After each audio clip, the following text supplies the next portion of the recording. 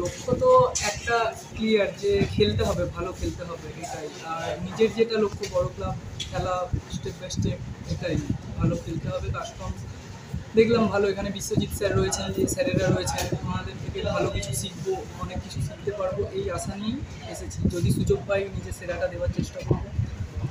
গত মৌসুমে দেখলাম চমৎকার পারফরমেন্স করেছো এরিয়ানের হয়ে।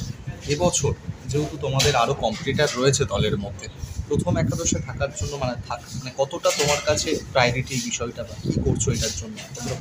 দেখুন, যত বেশি কম্পিটিশান থাকবে মনে হয় টিমের জন্য সেটা বেটার হবে। হেলদি কম্পিটিশান থাকা প্রত্যেকটা টিমের জন্যই ভালো। যত ভালো দাদাদেরকে পাবো, ওদের থেকে অনেক কিছু শিখতে পারবো, এটাই।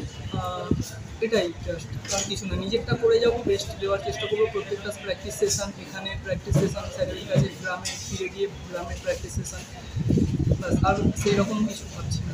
তুমি যেমন গ্রামের কথা বললে, তোমার শুরুটা কোথা থেকে যদি একটু বলো?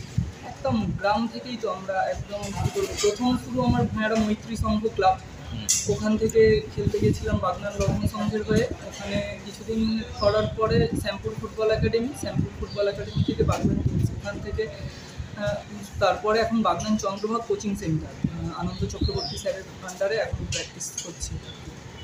তো তোমার কি মানে শুধুমাত্র ফুটবলই খেলো না, মানে চাকরিও তোমার? না, কোনো কাজ করিনি। সত্যি কথা বলতে পারিবারিক সমস্যার জন্য কিছুদিন একটা কাজে জয়েন করেছিলাম, একটা কাজ করছিলাম, কিন্তু প্র্যাকটিস আর এটা একসাথে হয়ে উঠছিল না। মানে নিজের পারফরমেন্স খারাপ হয়ে যাচ্ছিলো, প্র্যাকটিস করতে পারছিলাম না ঠিকঠাকভাবে, তো সেই জন্য কাজটাও ছেড়ে দিয়েছি। যে এখন শুধুমাত্র প্র্যাকটিস।